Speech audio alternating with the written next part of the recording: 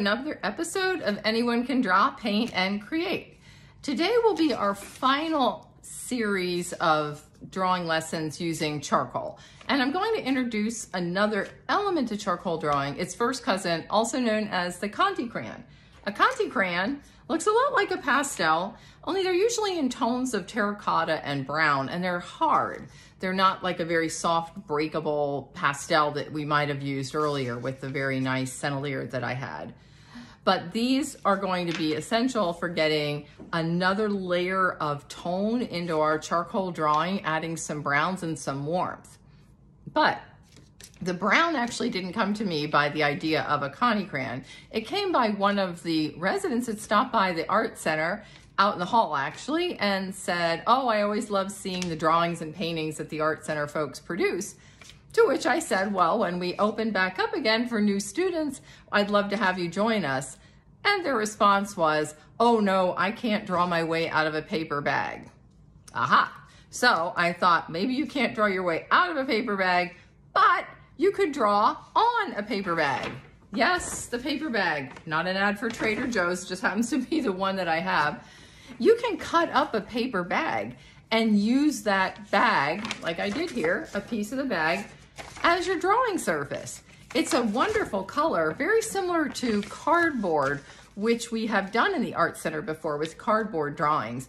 But cardboard usually has a corrugation underneath that flat layer, and if you press hard enough, you start to pick up that texture.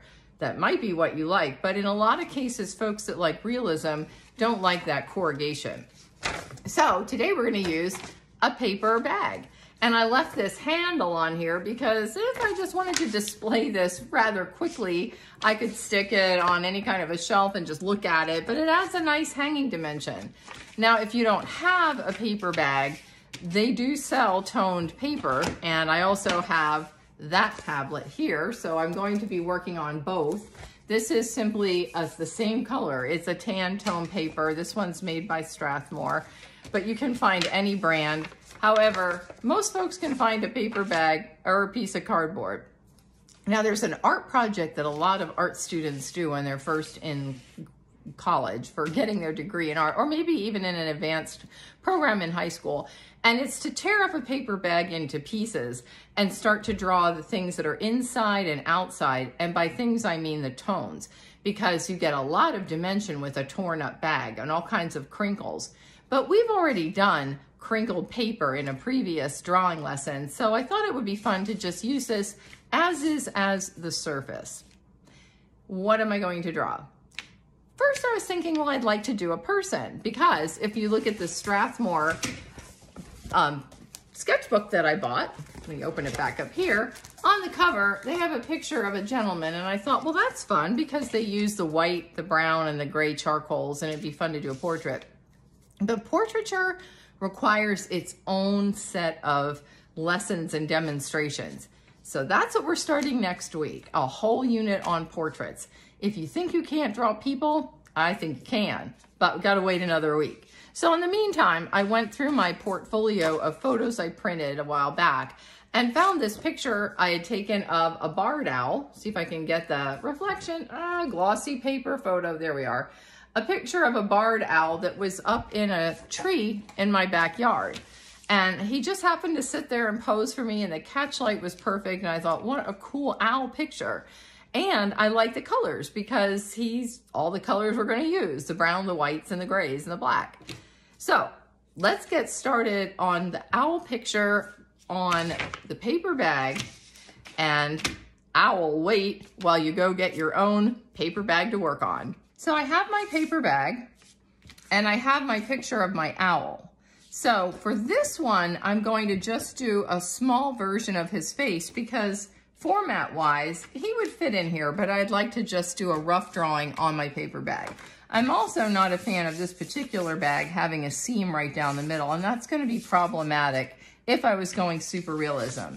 But just to show you what this would look like, I would just take a regular charcoal pencil. Any number would be fine. This one happens to be a middle of the road, an HB or a medium hard charcoal pencil, and just sketch out what I want to do. So in this case, I am just going to sketch out my owl's face.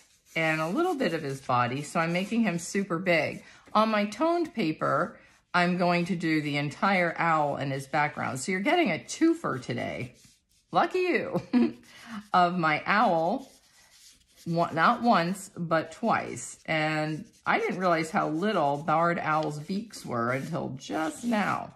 So what I'm doing, if you can see here, is I'm roughing in just this area. I'm just gonna work on this part of his face and his little feather part. So I'm just drawing this like I would with a pencil. And I am pretty fast. I've been told that I go way too fast when I'm drawing, and I apologize for that. It's just that all of my training in undergrad school and grad school all involved get it laid in fast, because if you think about it too much, you're gonna overthink the drawing. And I do believe there's merit to that. So loosen up a little bit. Don't be afraid to make these gesture lines. You can go back in and correct things later. But the idea isn't to freeze up, it's to free up and enjoy the process, because that's why we're here anyway as artists. So once I have my owl blocked in, I am going to then take a softer charcoal, which I believe is this one. Yes. And I'm going to start to block in more of the shadows. So you'll start to see some of these. Now I did switch brands. These are Winsor Newton charcoal pencils, and I'm noticing they're almost behaving a little more like graphite would. They don't have that really soft quality that I had with the General's charcoal. So it's just a matter of aesthetic preference. You'll find a brand that you like, and then by all means stick with it, which is what I've done for all these years with General. But now it's nice to branch out and try something else. And I do like the control I'm getting here, just to kind of rough in the idea of some feathers. And these barred owls have some really interesting patterns and designs. So this picture on my paper bag is going to be a little looser. I'm not even going to fill it in all the way down, but I am going to taper it, because an angle, if you're going to cut off a portrait, is always better than just going and stopping it right here, because that looks like something got cut off, decapitated, you know, whatever the case might be. So I'm using this charcoal pencil to just kind of give myself a sense of where the darker areas are. Notice I haven't done any blending at all yet, and I am ignoring all the shadows of the branches behind my owl, because I'm going to do that on the toned paper. Okay. I also haven't done the eyes, because his eyes are really dark, and I do want to, his beak can come down a little bit more, kind of get that drawn in a little bit later.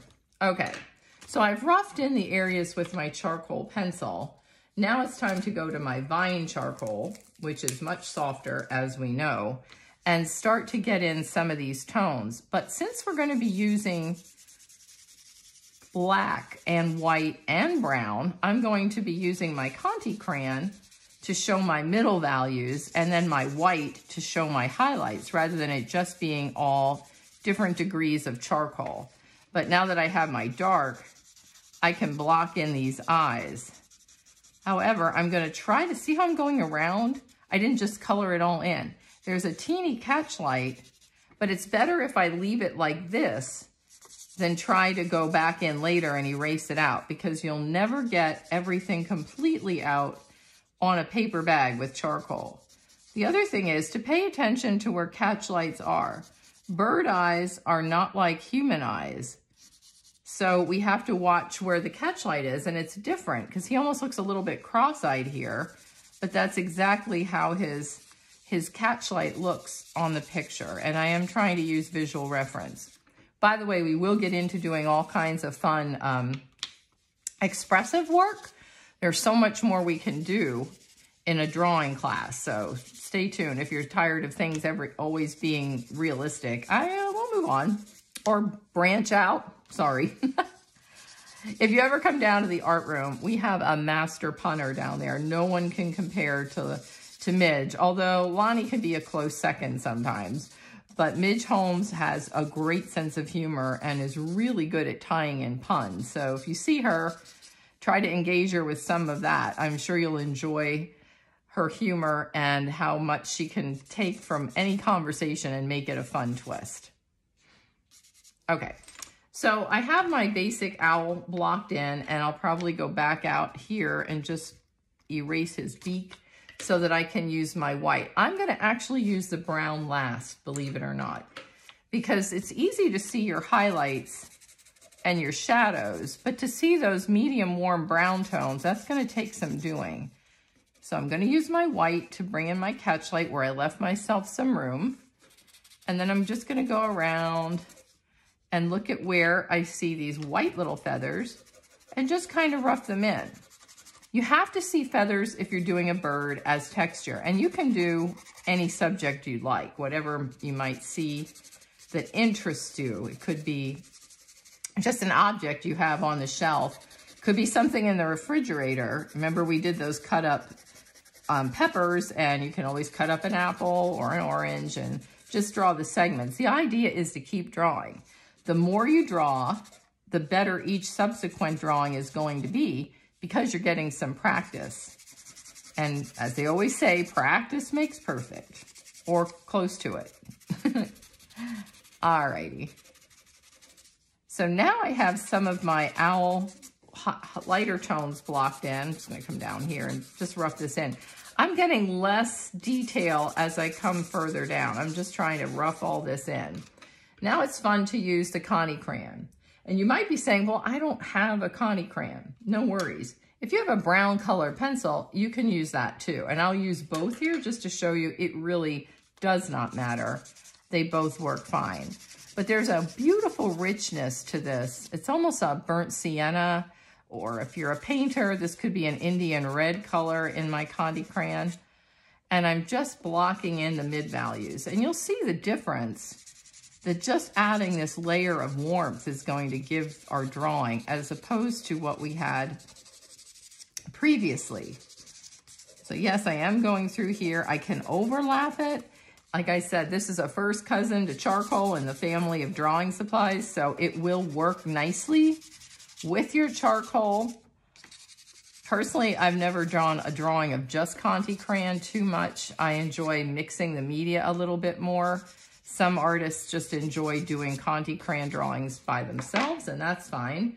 That's the beauty of art. Everybody finds their own lane, and they can change lanes whenever they want to. But if you want to look at the Renaissance drawings, those, most of them look like they've been drawn on a toned surface similar to a paper bag.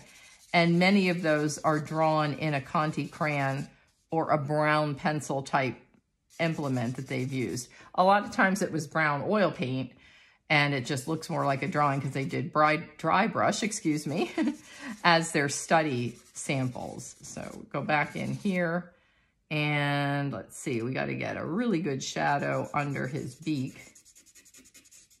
So I'm drawing that in. You can see I can get into this seam of this paper better with this softer charcoal than I can with the pencil. So I have to use this if I really want to show difference. And I'm not doing the background on this one.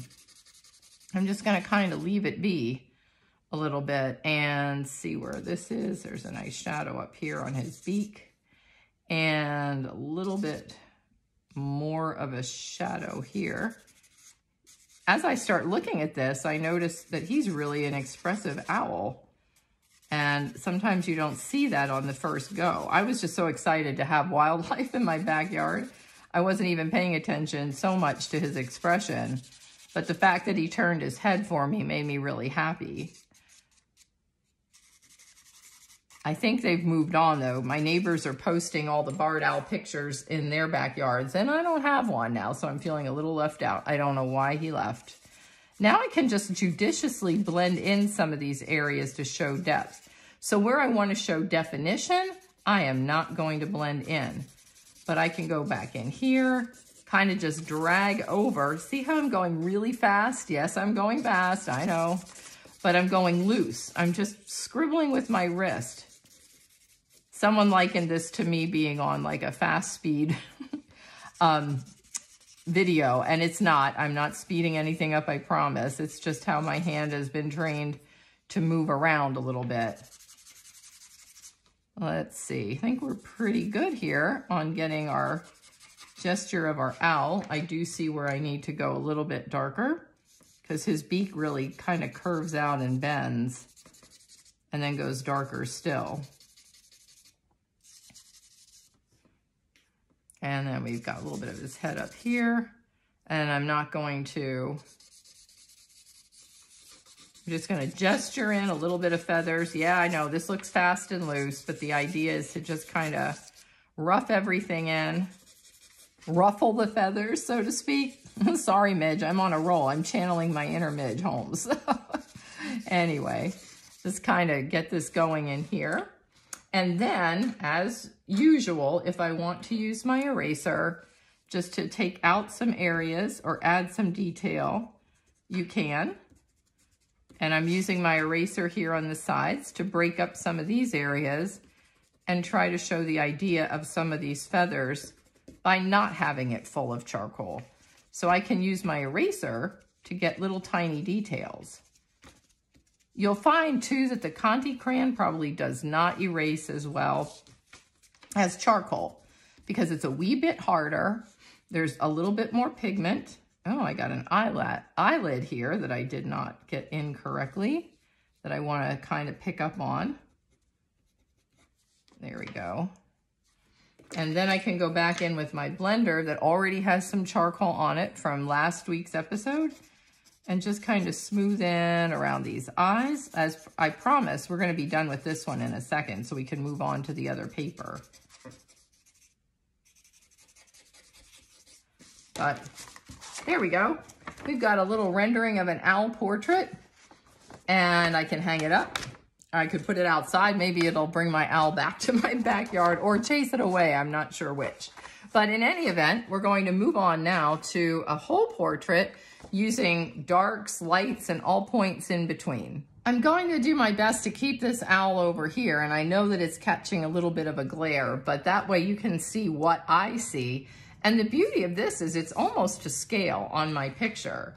So I'm going to start again, move this over just a scooch, using, this is my reference, and this time I'm going to draw in that big branch right here because I feel like that's my grounding agent or identifier of where everything else is going to go. So once I get that branch in, I'm not going to bother with all these other branches. I mean, you can. I might suggest some of their shapes, but they're really not that important to me. He's perched on the middle of these two branches and possibly this one that's coming across the bottom. Then there's a huge tree trunk down here, but we won't worry about that. Now, once I get here, I can look at the proportion of the owl. So you can use your hand. You see how here I'm roughly guessing, and since this is about the same as my paper, if I go from the lowest point of the owl to the top of his head, where he's perched, which is right where these two branches intersect, I can just put a little dot here. So at least I know what I'm working from. Once I know where that dot is, I can just rough in the head by figuring out the width, or I can just freeform it. I'm going to just draw this in freeform, but feel free to do whatever works for you, and I'll erase out that dot in a minute. Then I have to look at the position of the owl, his shape. He comes down and then he tapers right back in. And on this side, he comes around a little bit to this branch, and then his feathers come down here and we come down and the feathers sort of taper. Then there's this whole inside of the owl and some more feathers, but this is mostly dark. Now I'm just gonna raise this head up a scooch because I feel like when he turns, I have to show this three-dimensional quality of this owl a little bit better.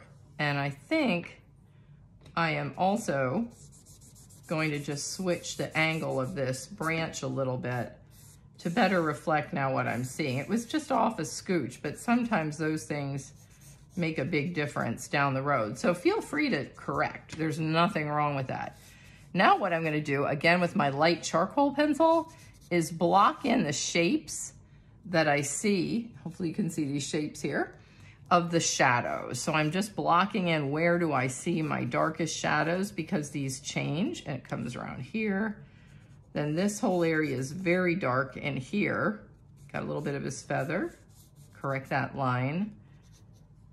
Then I've got a dark shadow coming around this way, which leads up to where his little breastbone area puffs out. He looks like a very proud owl. Now, just like people, we can draw the center point and know where this owl is looking. He's turned just slightly, so I'm blocking in where I see his eyes are gonna go. Since I do see more of this side than this side of his owl. It's almost like a 3/4 turn if we were doing human portraits, and we will be doing those next week. It's just good to get a sense of where we're blocking. Also notice how close together his eyes are. Owls are predators, they're not prey. Except I did find out something disturbing, that bigger owls will eat smaller owls, so I guess they can possibly be prey to themselves. But for the most part, the owl will have eyes closer together. When we did the cow last week, that cow had very wide set eyes because those are animals of prey. So if you're into doing animals, just remember that. Now I've blocked off most of the shadows, it's time to get started with where I want my drawing to go. And this time I'm going to just draw in a little bit of a sense of where I want my catch light. And that's over too far. Too close to the middle. I need to come much closer to the edge. There we are. It'll make more sense once everything is colored in, but we don't want him to look like the cross-eyed owl. The thing is with catch lights, once you get the white in, you've like basically one shot at those. So it's good to kind of block in roughly where you want it to go. I know it looks strange right now because the owl is completely opposite the colors. And then for this one, I'm going to go to my softest charcoal and really start building in these dark areas. And again, different brands, different techniques, but for feathers, I'm liking this better because it is giving me a little more control than the stick charcoal. I want to get this texture of these feathers in, but I'm following my lines just to show where my darks are. Notice how my brush, oh my gosh, I feel like a painter, sorry, my pencil is changing the direction, and I'm drawing in longer lines for these longer feathers that, as you see coming down here, are very long. And then when I go under here, it's getting very dark area here, and I am just gonna rough this in for now. I'm going to save blending in the super dark areas for last, including this branch. Why? Partly because I'm left-handed. If I color this branch in this dark right now, I'm gonna be smearing that all over the place. So I will do that last. And that will also help tie this whole drawing in together. There's another thing here. Just kind of drawing in what I see with all of these darks. And again, down here is very dark. I'm just kind of roughing in what I see. And doing a few corrections as we go along. So again, if things aren't very super dark, I'm not going to use this very dark pencil, or charcoal pencil rather. I'm going to use other things. And again, predominantly we're going to be using our Conte crayon with the charcoal. Does Conte crayon count as mixed media? Kinda, but usually people will just say the drawing was done with Conte and charcoal. Mixed media might involve a little more variety because, like I said, these two are pretty close in the spectrum of art supplies. Okay. And then we got the eye here. I'm just going to rough in some of the dark areas of the eye. This is definitely tapered down more on this side. But the reason I want to just start blocking in parts of the eye is so that I can get these shadows built up. It's good to know where things go because now I have a shadow going in here that I need to build in. And a lot of this will be used with the blending tool, but I want to rough in what I have. So I can move on to the Conte crayon because on this owl, I'm going to use the Conte crayon a lot more. I will use this to just get a few of these little feathers that are coming down on the side. He's got some really pretty tufts of feathers. And I didn't realize how beautiful the patterning is on barred owls. And frankly, until I found one in my yard, I didn't even know about barred owls because I grew up in Pennsylvania in a town, so I'm sure the folks that were friends of mine that grew up in the rural areas knew about them, but I didn't see them so much. Okay, there we go.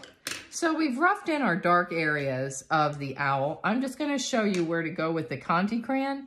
Then I'll let you get started and I'll come back and fill it in. But I wanted to give you a heads up on what I'm doing. So what I'm going to be doing is now taking in this Conte crayon and using it to actually make most of the brown feathers, and then going over the charcoal so that it reads as a darker version of this brown, because this is going to be charcoal and Conte crayon, and all of these creamy areas I'm going to read as white, but I'm going to leave some of the paper show through too, because there's no point in using a toned paper if you're not going to use the toned paper to your advantage.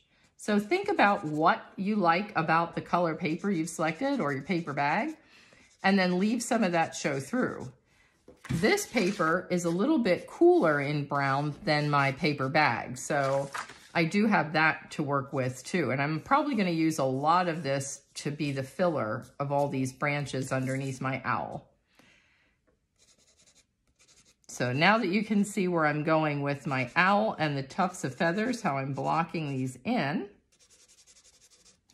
I'm going to finish blending this and come back and show you where to put those highlights and then what to do with the background. I finished roughing in the owl, so you can see I've left a lot of paper tones show through, but I don't have any of the branches done. I got a little bit of the eyes, but there's a lot of blending to do. I wanted to show you how to rough in the white part of the feathers, and then we're gonna go in and really get the detail and the finished touches on those branches.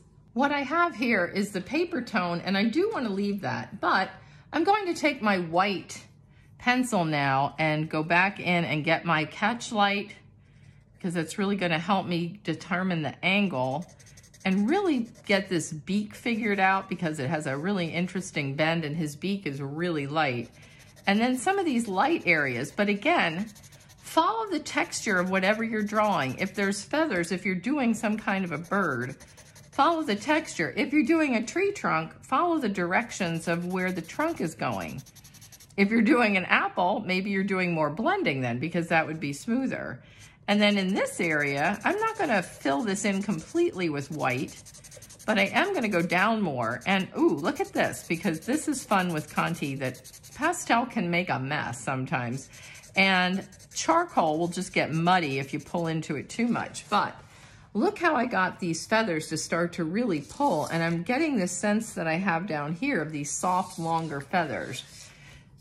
That's one of the beauties of Conte, is that it'll pull through and create nice nuances of tones without going too terribly muddy, which can be a problem sometimes with charcoal. It's hard enough that it can support what you're doing. And then I can go back in here. Then I see a lot of just white lines here, so I'm just gonna get these drawn in. I'm pressing relatively hard because I do wanna show the detail. And I'm just gonna leave some of these lines actually go right off the page, and then up here, just softer lines here and there. Again, I'm not filling in the entire owl, but you can see I'm pressing a little bit harder. And then he's got this lovely highlight going along the top, comes right back down under his eyes here a little bit, these little short feathers. So I'm drawing those in with the white. And then this area here was all white, or light gray for the owl, but we're gonna interpret it as white. And then just kind of come along the side. This will also help give the idea of these tufts of feathers that are going more laterally across his breastbone. And again, because this owl was definitely up higher in a tree than I was photographing him, he's going to be foreshortened a little bit. I'm sure if I was up in the tree with him, I would see more of this and not have it be all so light. But I'm just trying to get the essence of where I see his highlights and the shadows. And then up here, we've got more, and we'll blend some of this in. I'm not gonna leave everything this light, but I did wanna start to show the highlights and his eyelid a little bit too, but of course his eyelid's not that light, so I want to just rough it in for now and then blend it out later. At least this way I'll get the sense of what I'm seeing, because I missed his eyelid here, and that's kind of important.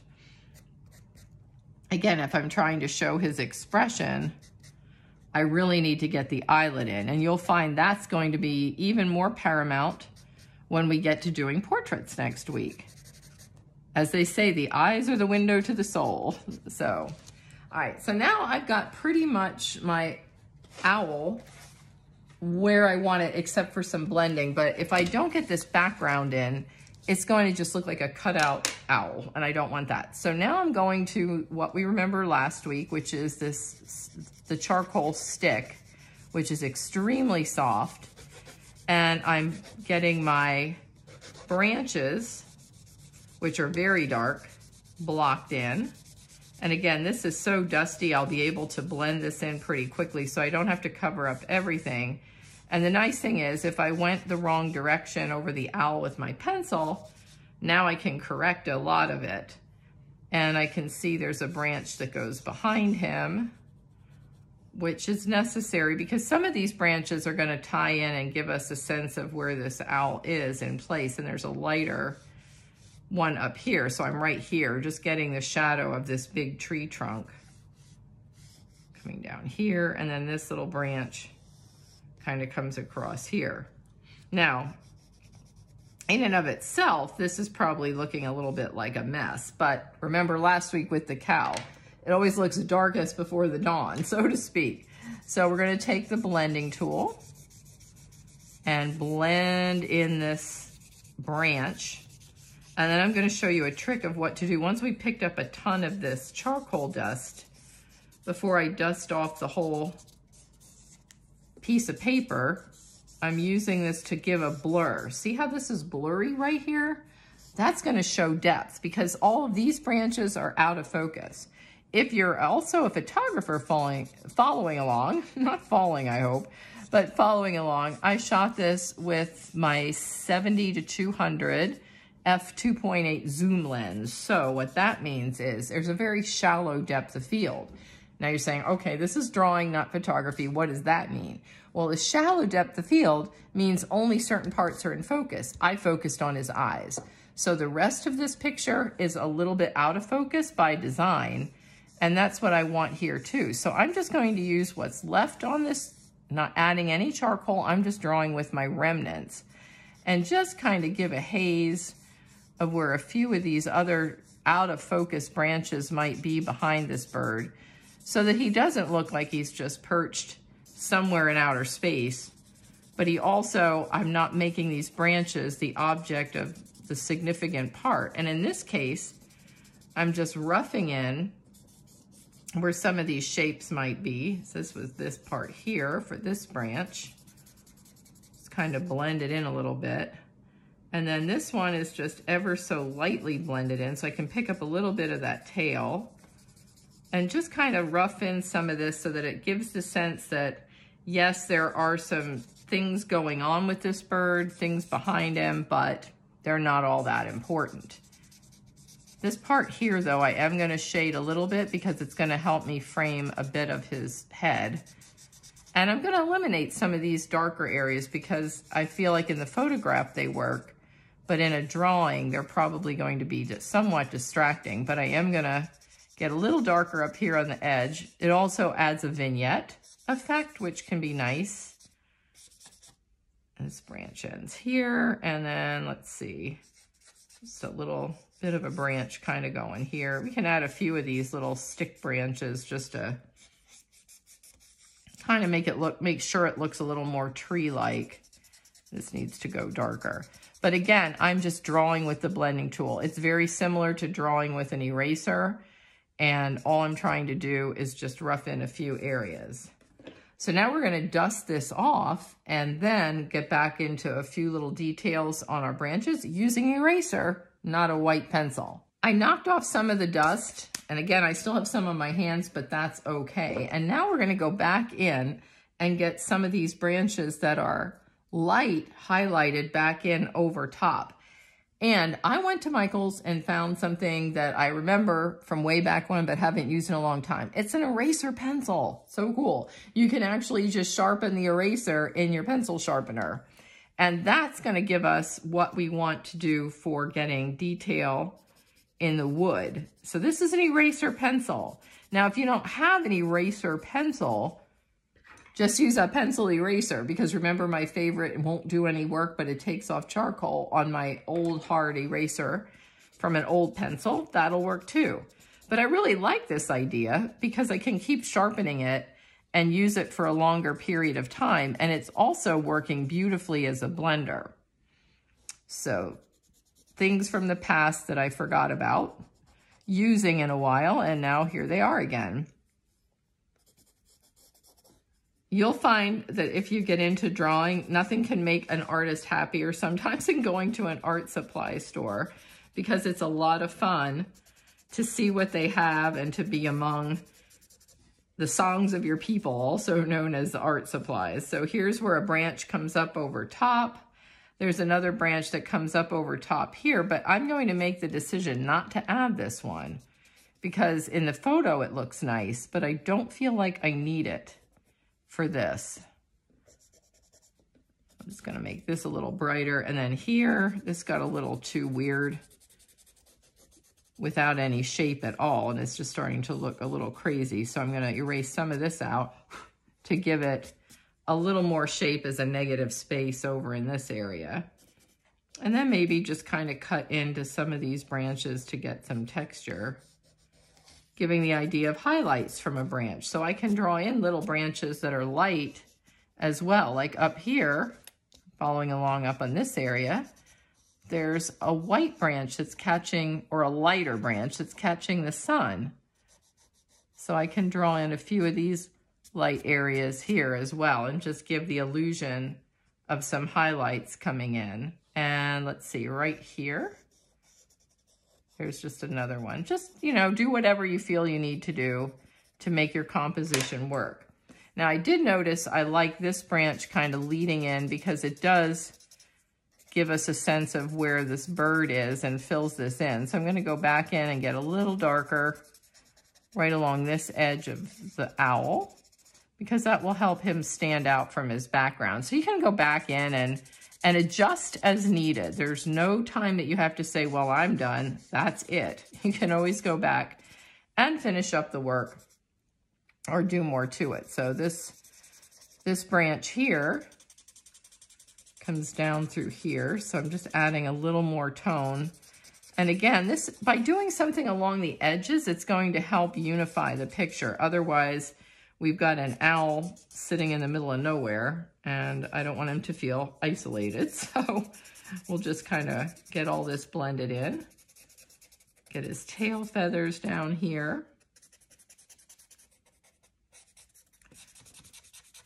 Kind of widen this a little bit so it makes more sense.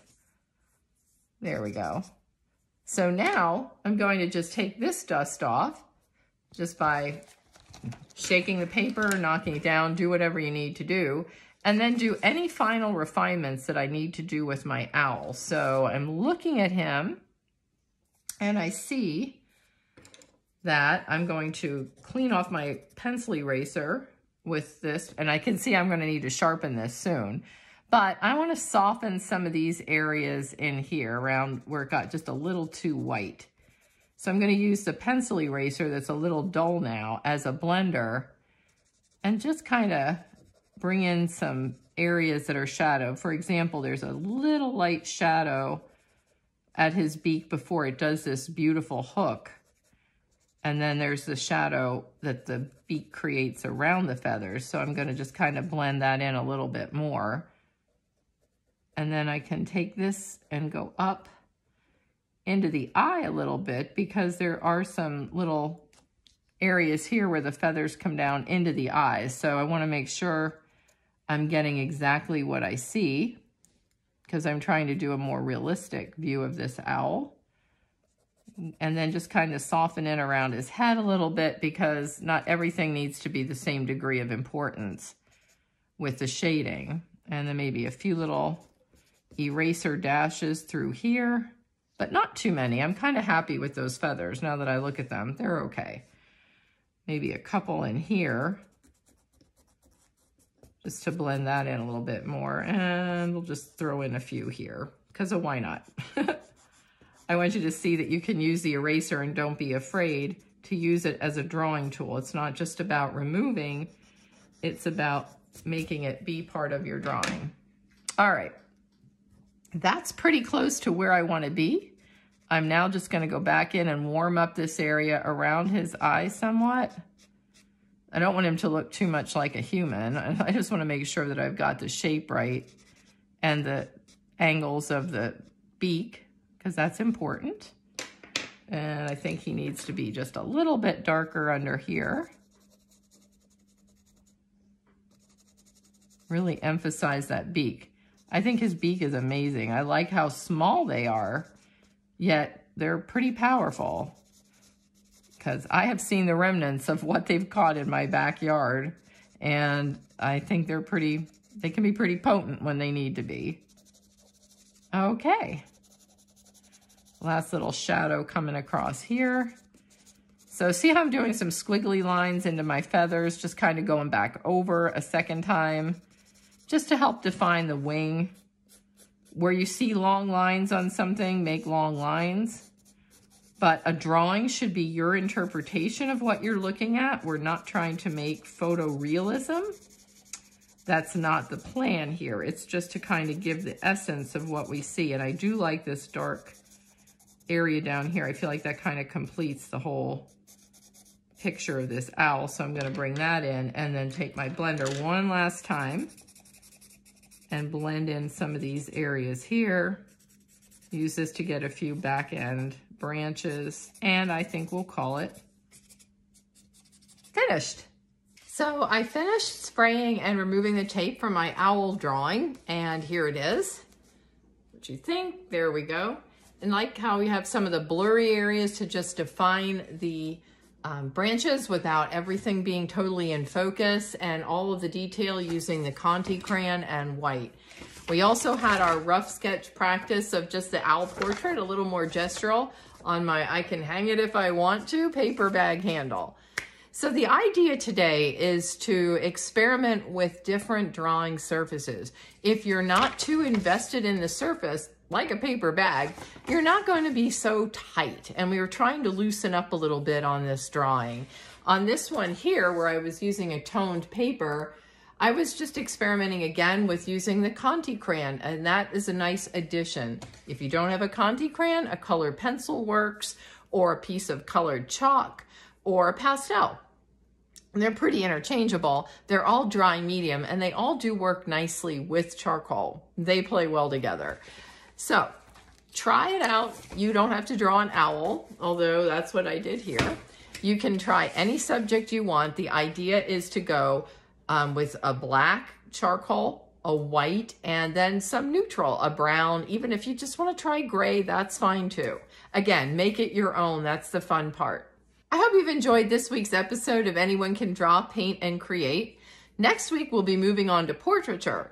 So that's going to be lessons that take several weeks to work with, because portraiture is very challenging, but it's also very rewarding.